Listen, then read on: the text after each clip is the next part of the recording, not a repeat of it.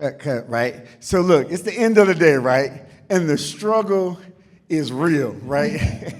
I mean, somebody was telling me, hey man, the crowd is usually only into it about that first 3 hours, 3.5 hours, then it just dies out. Everybody goes out in the lobby, they start talking, and they're just kind of dragging it on into whatever party goes on the night before.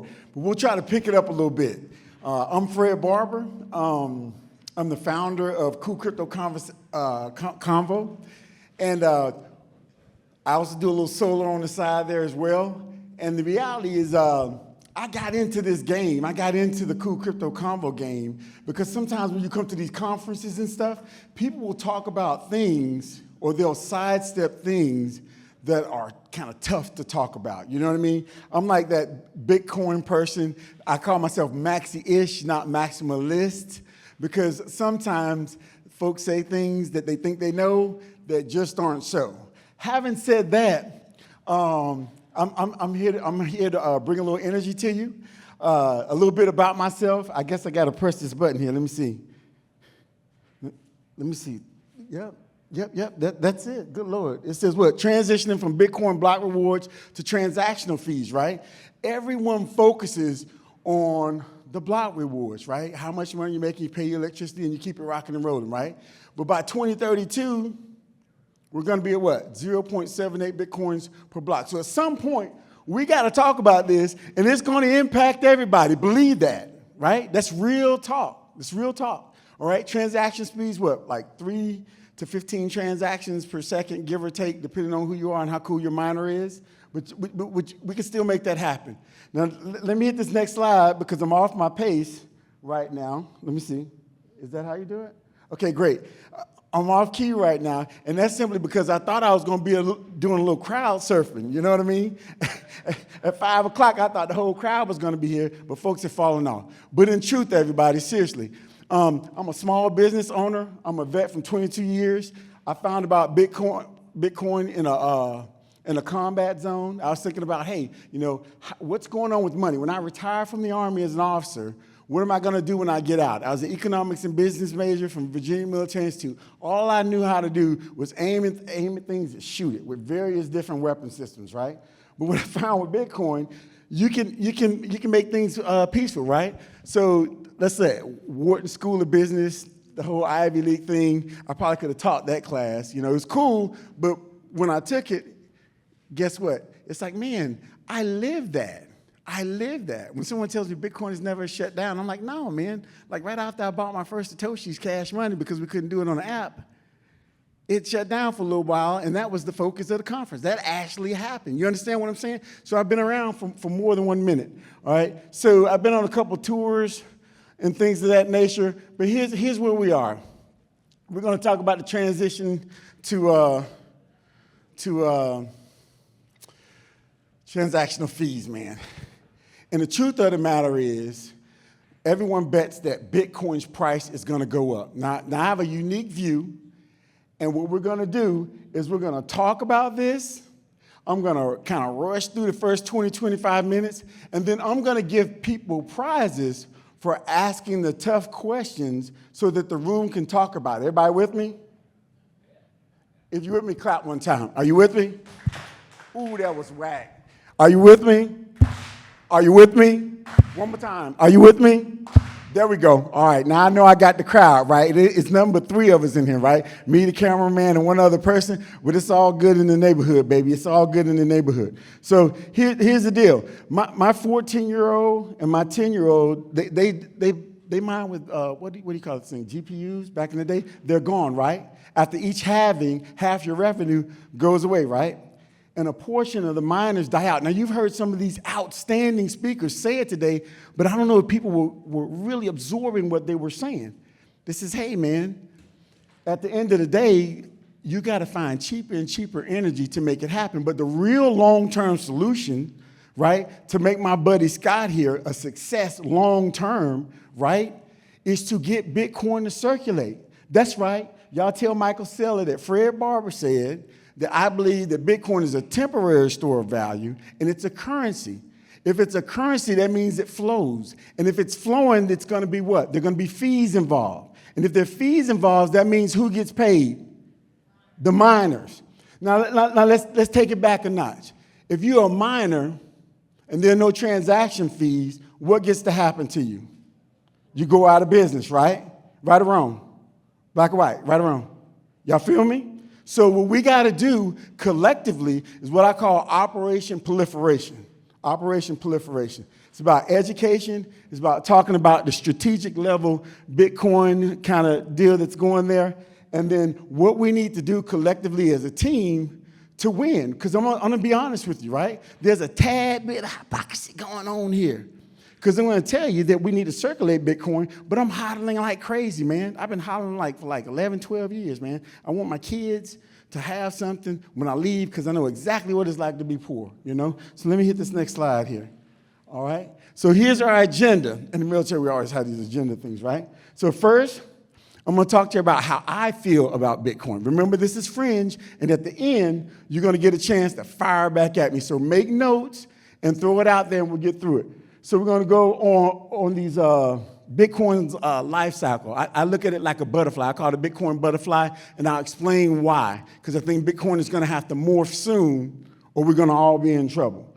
Then I'm going to talk a little bit about operation proliferation. And the reason why I'm here, before I get the stink eye over here, you got to tell them why you're here, right? Is to talk about these theorized Bitcoin velocity protocols, where you embed things in the you embed code in the protocol to make sure that Bitcoin's always flowing. Everybody, if you have a pulse, raise your hand. If you have a pulse, raise your hand. I'm serious. If you have a pulse, raise your hand. All right, put your hand down. There's blood pressure in your body. And if it stops flowing, you check out. If Bitcoin stops flowing, it checks out. Now, you have some in reserve. You can hold your breath for a while, right? Extra energy. In fact, we got a little fat. I got a little love handle right here since I got a little older. My son picks on me about that. You can store fat for 10, 15 years, up to 30 years technically. Well, with Bitcoin, you can do the same thing too. But if you're hodling, and hodling was the right thing to do up until this second phase, and I'll explain that in a second, it'll create a problem in the long run. So let's get into it, man. Let's get into it. Let's get to this next slide. All right, so let me see. That's the laser pointer that's built in, y'all. So I'm going to slide over here to the left. Can you see, sir? Okay, nice hat, brother. What's your name? Ryan. I'm expecting you to ask me a tough question. So I look at Bitcoin in 4 phases, everybody. The first phase is here, and you can't even see it. Someday I'm going to put like a little egg there. I call it Bitcoin butterfly right there. Phase 1, I call it the pre-Bitcoin era, and the reason why is because Satoshi used other cryptocurrencies that were inferior to Bitcoin to build Bitcoin. If you look in the Bitcoin white paper, 3rd page, 4th paragraph, it's right in there, the second line. Satoshi himself says what? We're going to have to take a look at this proof of work consensus mechanism that Hashcash uses so we can build this thing called Bitcoin. That happened. So number 1, what? Bitcoin wasn't first. Number 2, it wasn't the first one to use proof of work consensus mechanism. And number 3, Bitcoin learns from other coins sometimes. So everything can't necessarily be a poop coin because Bitcoin has uncles and aunts that came before it, all right?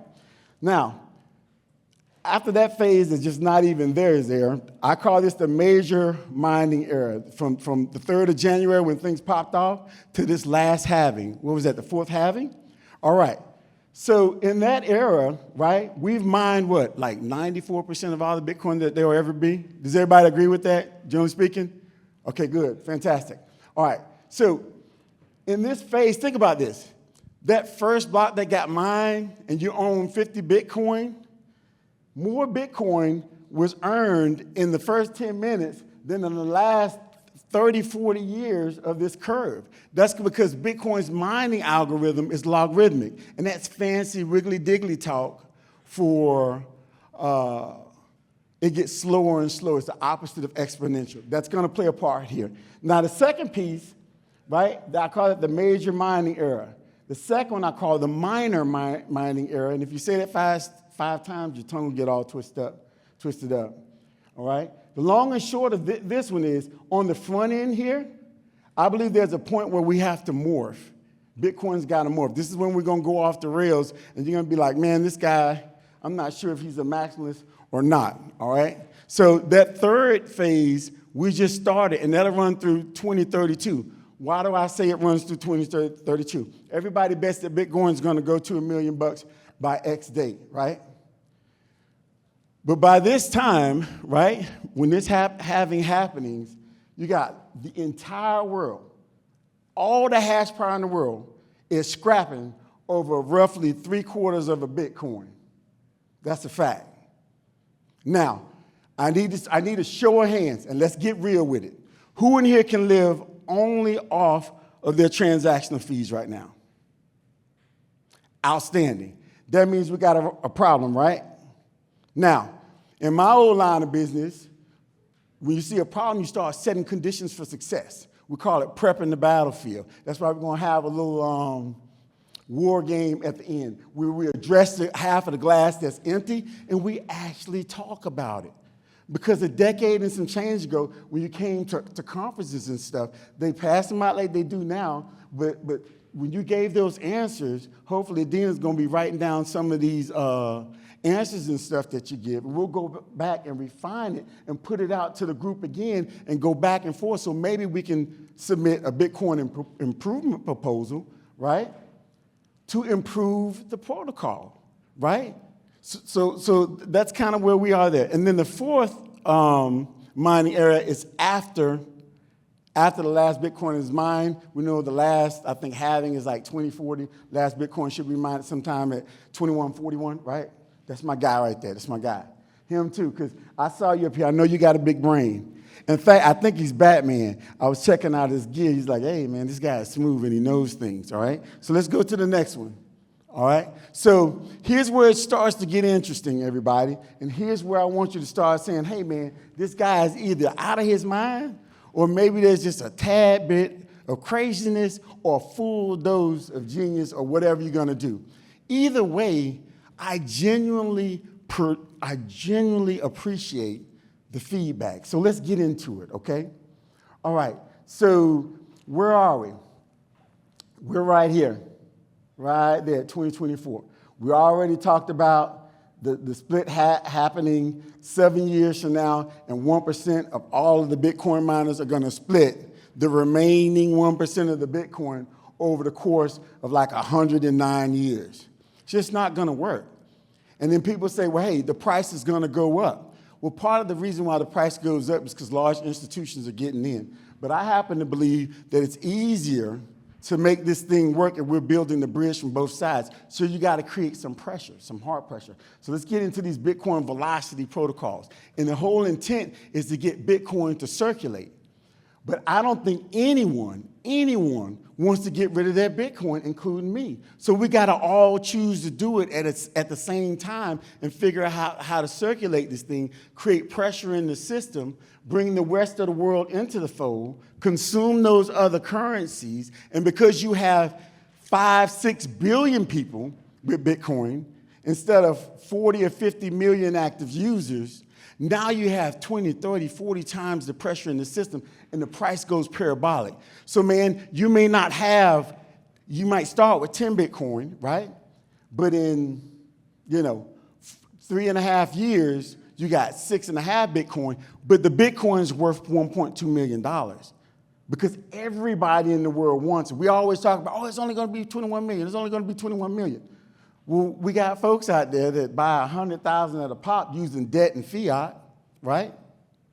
They suck all that in, and then they say, we're never going to use it. It's always going to stay there. And then I'll sell you a share of my ETF or whatever product I have and let you borrow against what I have. Does that make sense to everybody? Now, the question is, what does that do to the miner when I buy up 5% of all the Bitcoin and it never moves?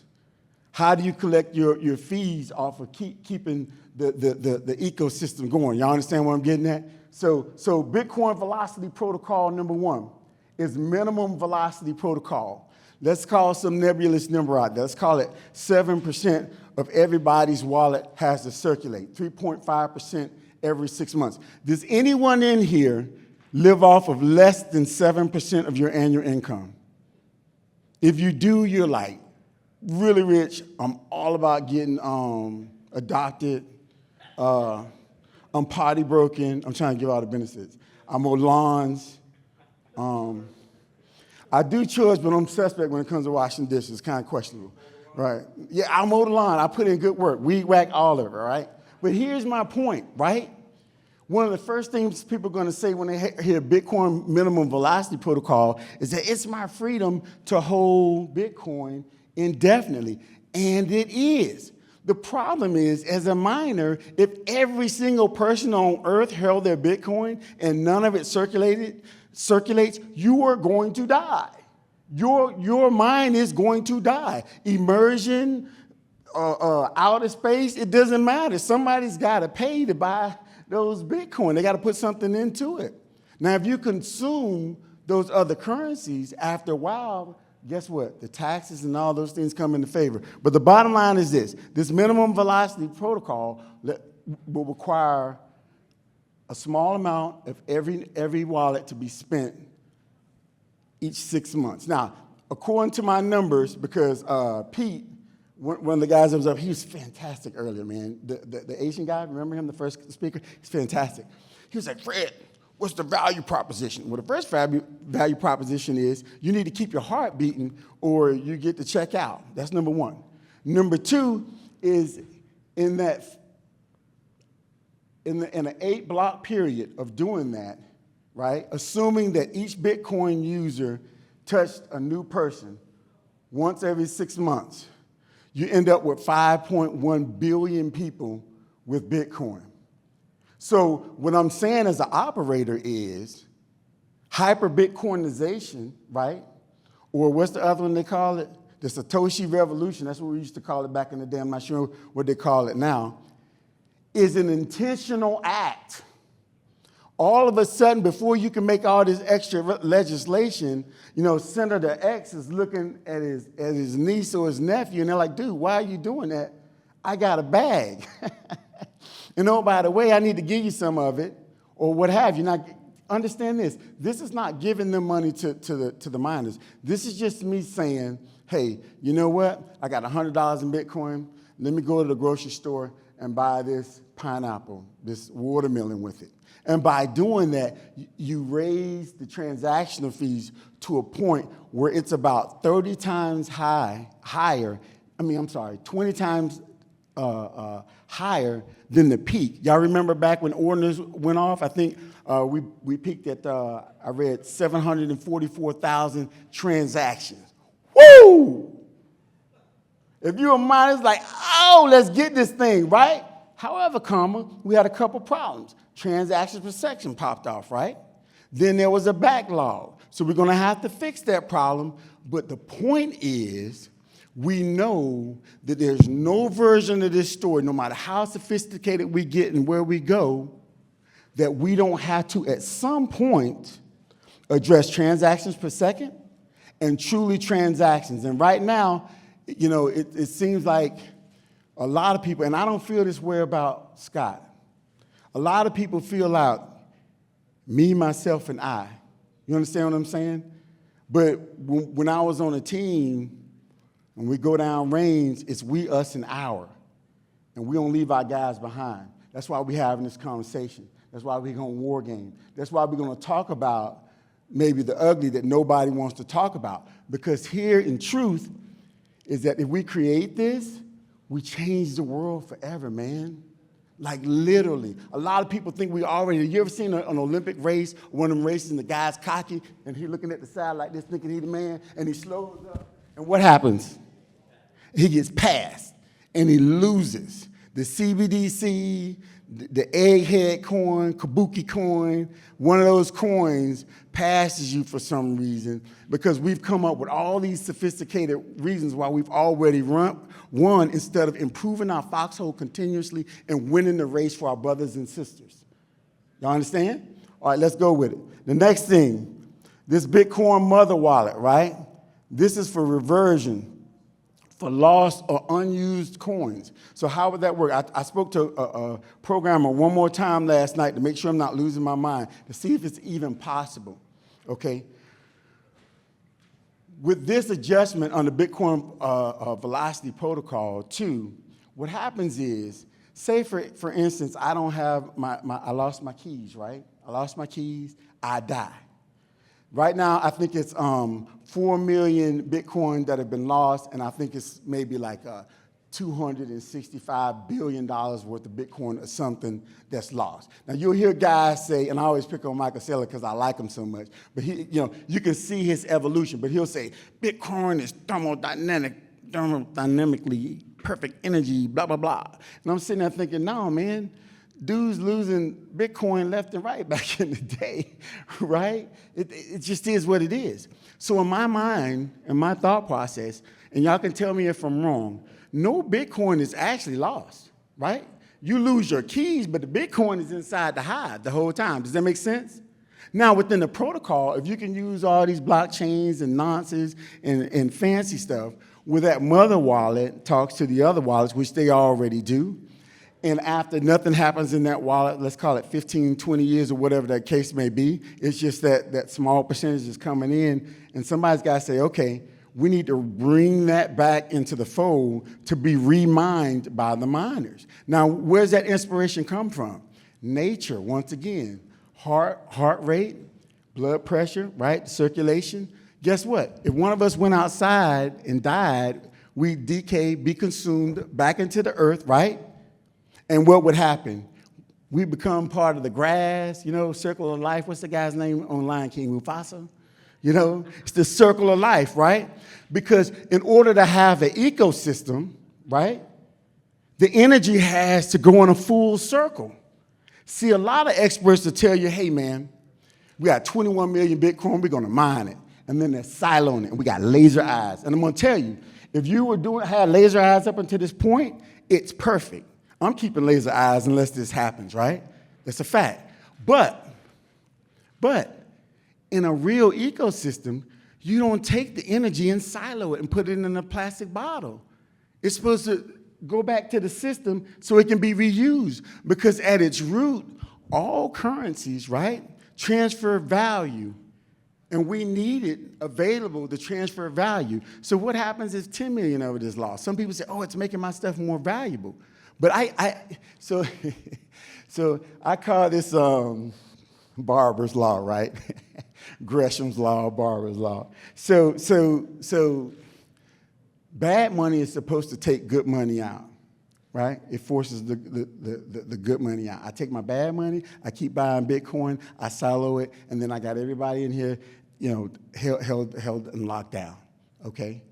But what if you have a blockchain that holds everybody to the same exact standard? Now it's no problem. Everybody's using good money. You understand what I'm saying? And each time you sell and buy back in, that price is going up because demand is going up for it. And the good money is pushing the bad money out. You understand what I'm saying? Maybe it works, maybe it doesn't. Be ready with your 6 shooters in about 10 minutes. I'll get back to you. The next piece about this mother wallet is that if you don't use that 3.5%, it goes back in. See what I'm saying? But the reality is you aren't losing anything. If I take $25K and say, hey, man, I'm going to go and buy this acre of land so I can build my house on it, for my family. I didn't lose anything. I spent the money on the house. I did what I needed to do. But now, guess what? What's your name, man? Paul. Paul looks serious, man. Paul just sold me an acre of land for a Bitcoin. Paul owns that. But now Paul's on the hook for 3.5%. Does everybody understand? So now we're battling logarithmic activity every 4 years, right, with exponential growth in the populace. And that's how you replace the transactional fees. Next one. Legacy recirculation is what I just explained to you. I call it equilibrium-based economics. And it's not about socialism. Absolutely not. It's not exactly capitalism, but it's a hive effect where everybody is held with the same exact standard for your wealth. And what that does, right, is it secures the Bitcoin network. Because now everybody knows for sure if 3/4 of the world they're using this thing, right? What is it okay to do? Invest a little bit more in mining, right? Which decentralizes the network, right? A lot of folks believe that the network is becoming more centralized. I call it re-centralization. They're absolutely right. Just prior to the halvings, tell you who's heard like Marathon, Bitmain, or somebody say, hey, we're buying $1 billion worth of miners. Who's heard that before? They're buying all these miners right before the halving. And then what you do is you teach everybody, hey, hash rate is an indicator of just how healthy the network is. But it's not by itself. It's the hash rate plus what? Plus the number of nodes out there, right? But if people are checking out because half their revenue is gone and there are no transactional fees to make up for the shortfall, you can have 1 billion terahash and 5 people own it, and we're right back to Jekyll Island. For the people that don't know what Jekyll Island is, that's where the Federal Reserve System was set up. I take my sons there like once a year. We're going there this year, right? It's a little island off the coast of Georgia. I'm from Columbus, Georgia. It's beautiful. Last part is minimum viscosity protocol. Now, viscosity is how slippery something is, how easily it moves without. If you divide 2.1 quadrillion or 2.1 million Bitcoin, should I say, by 8 billion people, you come out with around 265 sats per person.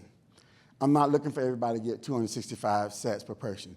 If you work your tail off, you got more sats than that. Remember, you can earn each year, you know what I'm saying? So you're spending out, but you're earning and it's circulating. But this is so that when the day comes, right, and you need to add an extra integer, somebody needs to sort this out. We need to find us a programmer, and you need to add an extra integer or two to the network.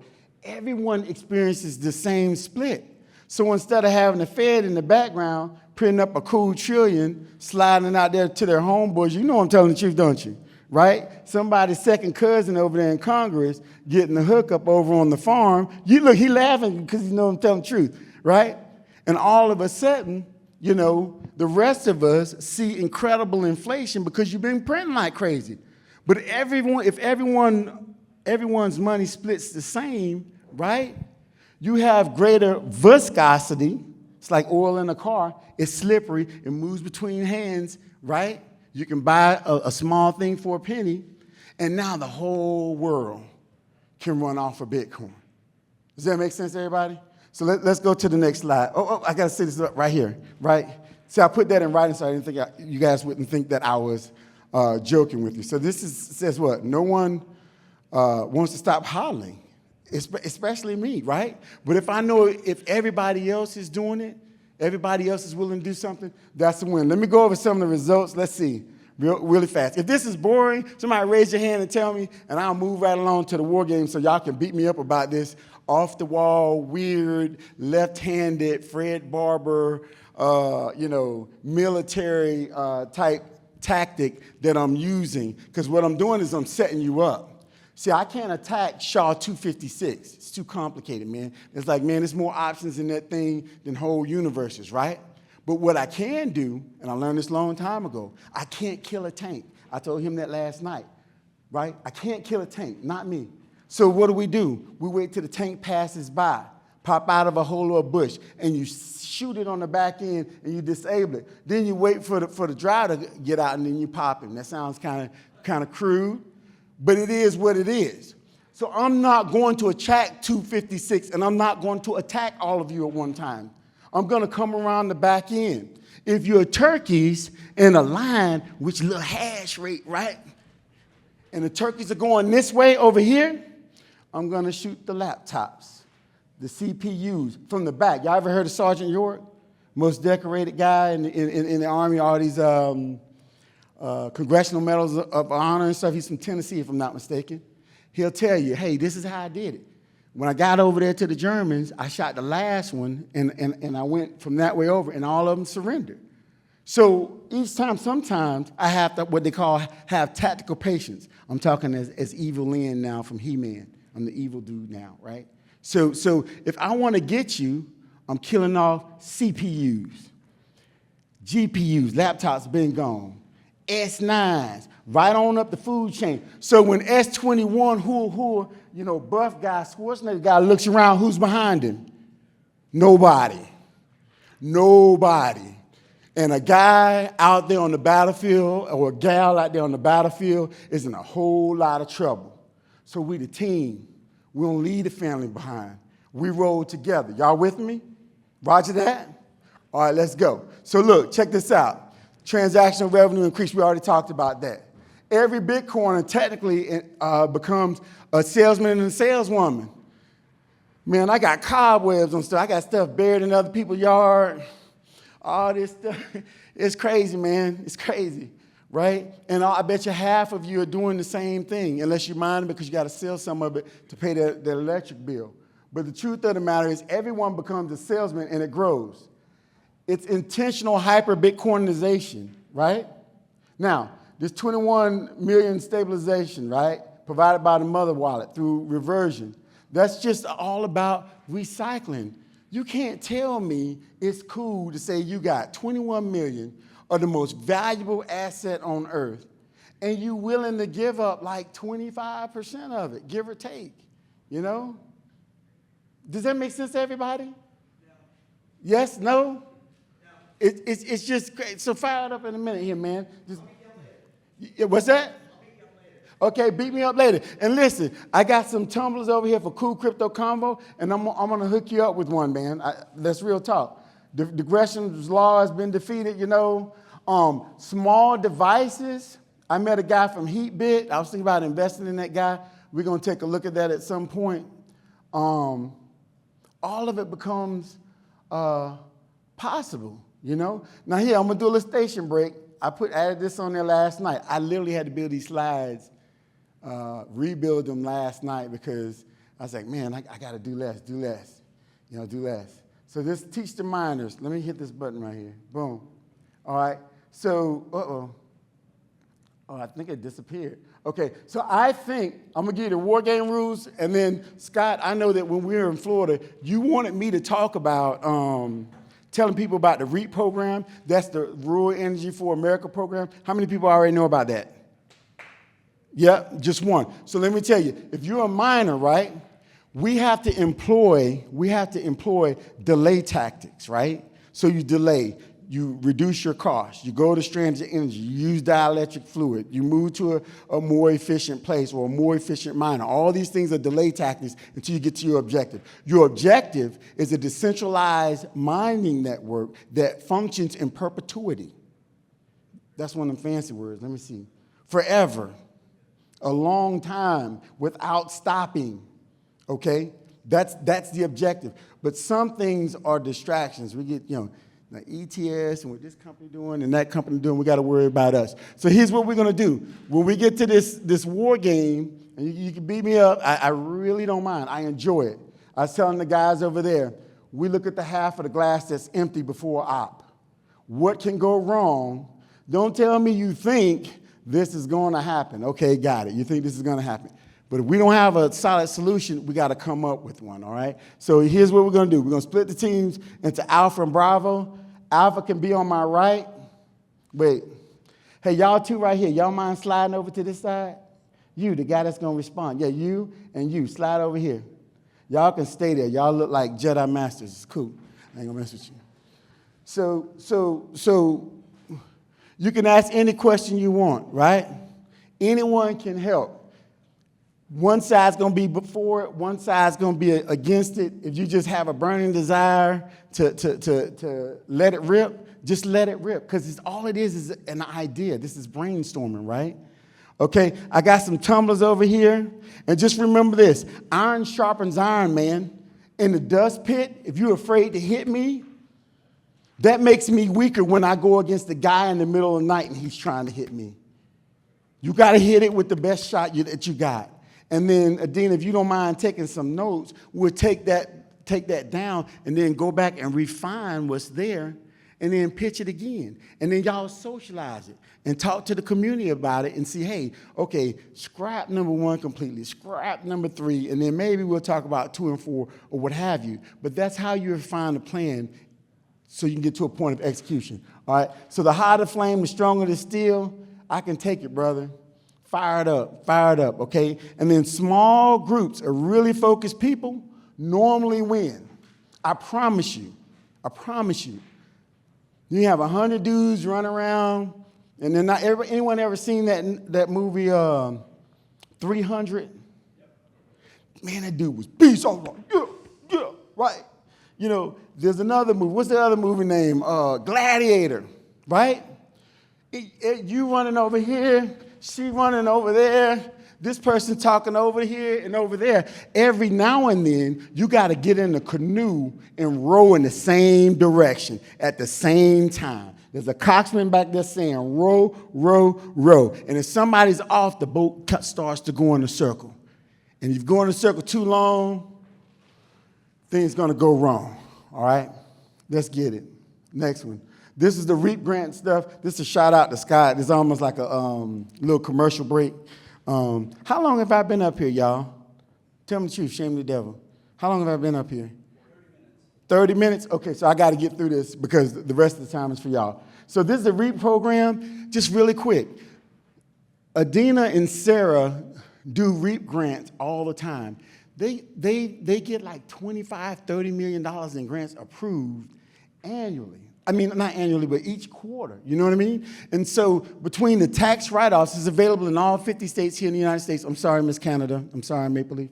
But if you're in any of the 50 states, the United States, Puerto Rico, and that kind of stuff, most of the people get like 114, 15, 16% of their money back in 18 months. I know it sounds like a gimmick and a scam, but what I'm telling you is go online to the USDA Gov site, or Google it, and you'll find it. And if you got a miner out there in the middle of nowhere, and you can show you got, you know, anywhere from 25, I think the lowest you can do is 2,500 up to 2 million, they're gonna give you half of that when you turn that renewable energy source on. So it doesn't have to be electricity. I mean, yeah, it doesn't have to be solar. It can be wind. And here's another one. If you're using dielectric fluid, and you can show what percentage is it, 10%? Yeah, but what percentage of the efficiency is it? 10%. So if you switch from an air-cooled system to a dielectric system, right, and you can show that it's 10% more efficient, then you qualify to get some of that money. So go ahead and get some of that money from Uncle Sugar, everybody. You know what I mean? That's good stuff. All right? So who back there laughing at me, man? Come on. Right? We're having a good time. All right, so look. Yeah, she's right there. Raise your hand. Awesome, awesome. Okay, so next slide here. All right, so how to war game. I give you a scenario, and then you fight the good fight. One team will be for it, one's against it. Targeting, most people think targeting happens with the gun. Believe it or not, like 85, 90% of targeting is not with the weapon system or a bullet. Right here, I have, remember when I told you guys I'm not going to attack SHA 256, right? Nope. I'm going to trick the mining base, right? Because I can't beat the protocol, so I'm going to beat the people. I'm going to go through the path of least resistance, and I'm going to buy my time with operational patience, and I'm going to attack you, okay? Then I'm going to use these 4 elements at a strategic level of national power, which is diplomacy, information, the military, or force, and economics. Example, for information, I'm going to teach you that it's perfect, so you never look to try to improve it. Even though there are hundreds of approved bits out there, right? There are hundreds of approved Bitcoin improvement protocols, but you have tens of thousands of maximalists running around saying that it's perfect and there's nothing wrong. And it's like, hey, man, they've been improving this thing since day one. By the way, Scott, you picked out some amazing speakers because they all were acknowledging, hey, Bitcoin changes over time. Information, right? What is it? Diplomacy, right? I'm going to negotiate favorable terms for my guys to buy Bitcoin out. Silo it, right? Make it stop moving. If it's not stop moving, you know, I can. This is called a complex attack, by the way. A complex attack is when you attack using several different vectors so nobody picks up on what's going down. And this is just me making it up. I'm not saying the government is doing this, right? I'm just saying me, right? So force, man, I'm going to jail some truckers in Canada, right? All right, that's a little love for Canada, right? And then after I trick you enough or I own enough of every one of the mining pools or what have you, if I wanted to, right, I can manipulate the network. right? If I can convince the whole world to go to the BlackRock office and buy the ETF, those funds don't go into Bitcoin. They go into BlackRock's purse first, right? And then now they have the funds to either buy miners, pay their people, and then buy some Bitcoin after it. And then all of a sudden you have the ability to manipulate the market. That's just my 2 cents. The economics, hey man, I'm gonna tax you every time it moves, right? I'm gonna create barriers to entry to make it less enticing for you to use the Bitcoin. So having said that, I've gone down this. Bottom line is the biggest thing you gotta keep in mind when we war game and talk about it is that no matter how you slice it, in 7 years, we have 0.78 Bitcoins per block. And every single miner in the world is going to be going for it. I already get it. The price is going to go up. Kind of subjective. Even what I'm doing or saying is subjective because who knows, maybe 5.1 billion people have it and it doesn't circulate. I don't know. But maybe both of them together makes a difference. All right, having said that, we already said this, you know what I mean? I don't want anyone to die out. Y'all my brothers and sisters. I'm not leaving anyone behind. And no matter how you slice it, every third halving, right?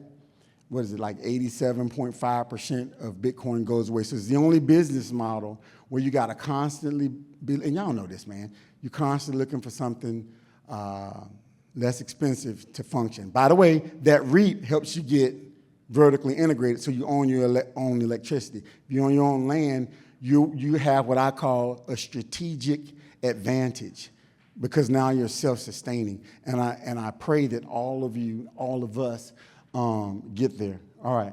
Give yourselves a round of applause. Great conversation. Thank you, everybody. All right.